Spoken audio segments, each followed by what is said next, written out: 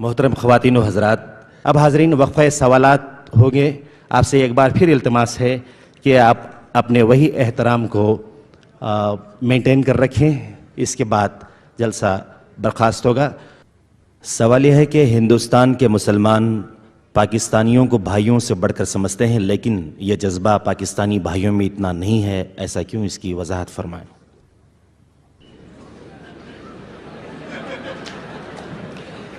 میں پورے پاکستانیوں کی یہاں پر نمائندگی نہیں کر رہا، اپنی بات کر رہا ہوں۔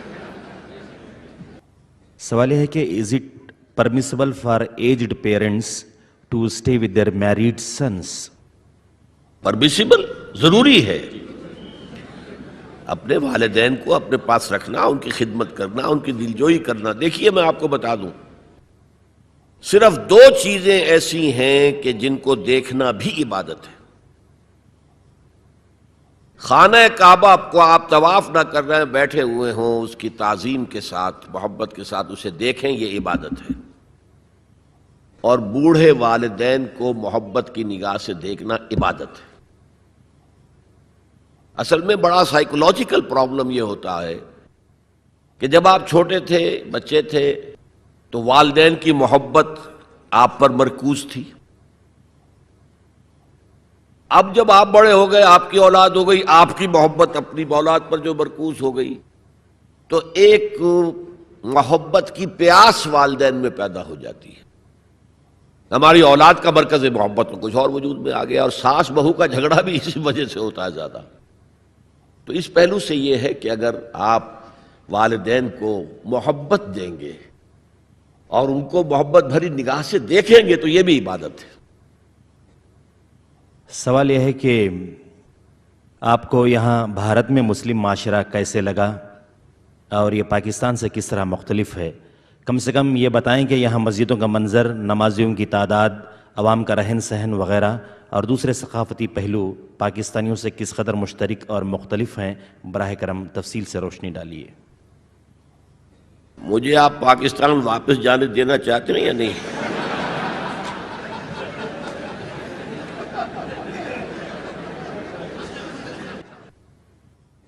سوال یہ ہے کہ دل کی نماز کا اکثر چرچا ہوا کرتا ہے۔ جی؟ سوال یہ ہے کہ اکثر دل کی نماز کا چرچا ہوا کرتا ہے، یہ دل کی نماز کا مسئلہ کیا ہے؟ کیا یہ سچ ہے؟ میں تو واقف نہیں ہوں، آپ سے پہلی مرتبہ سنا ہے۔ یہ میں جانتا ہوں کہ نماز دل کے ساتھ پڑھنی چاہیے، دلی آمادگی کے ساتھ پڑھنی چاہیے، لیکن دل کی نماز کیا ہے یہ میرے علم میں نہیں۔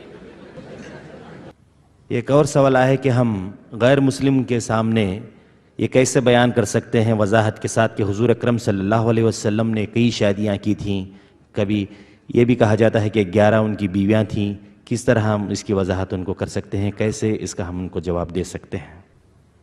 جواب دیجئے کہ راجہ دسرتھ کی کتنی تھیں،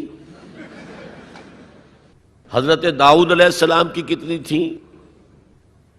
یہ ہر دور کی بات ہے۔ پولی گیمی جو ہے دنیا میں ہمیشہ رہی ہے، ہمیشہ رہی ہے، اور خاص طور پر قدیم زمانے میں جو سردار ہوتے تھے وہ اس لیے بھی شادیاں کیا کرتے تھے زیادہ کہ مختلف قبیلوں سے ان کے رشتے قائم ہو جائیں، تو اس سے یہ کہ سیاسی مصلحت بھی حاصل ہوتی تھی۔ پھر حضور یہ بھی چاہتے تھے کہ عورتوں کے بارے میں میری تعلیمات زیادہ سے زیادہ خواتین آگے پہنچا سکیں میرے بعد۔ جیسا کہ میں نے کہا کہ عورتوں کے لیے تو اسوہ صرف ازواج مطہرات ہیں، اور شوہر اور بیوی کے جو بہت ہی یوں سمجھیے کہ انٹیمیٹ ریلیشنز ہوتے ہیں، وہ بھی ایک ضرورت ہے انسان کی کہ معلوم ہو شوہر جو ہے، شوہر بیوی روزے کی حالت میں کس حد تک جا سکتے ہیں، یہ معلوم ہونا چاہیے۔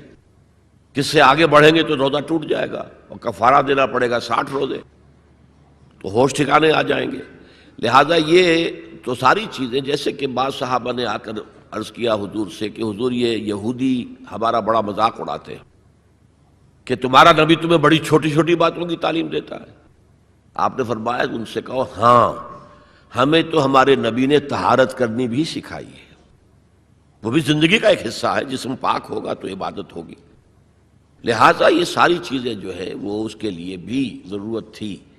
خاص طور پر حضرت عائشہ کے ساتھ اس کے ینگ ایج میں شادی کی سب سے بڑی زرز و غایت، کیونکہ انہیں اتنا عرصہ ملا پھر بعد میں، اور وہ معلمہ امت بن گئیں، اور وہ جو فقہائے صحابہ ٹاپ کے ہیں ان میں ان کا شمار ہے۔ اس اعتبار سے عبداللہ ابن مسعود ہیں، حضرت عمر ہیں، حضرت علی ہیں، یہ ہے فقہائے صحابہ، اور ان میں ہی حضرت عائشہ صدیقہ رضی اللہ تعالیٰ عنہ کا نام بھی ہے۔ پوچھا گیا ہے کہ ladies are forbidden to see غیر محرم but we are seeing you while you are preaching, can it be permissible? آپ نگاہیں نیچی رکھیں۔ سوال یہ ہے کہ آپ نے اخبارات کو یہ بیان دیا ہے کہ کشمیر سے متعلق آپ نے جو کہا ہے اس کی وضاحت کریں، جبکہ بقول مودودی کشمیر کے ساتھ میرا تعلق وہی ہے جو میرے اپنے جسم کے کسی حصے کا تعلق میرے ساتھ ہے۔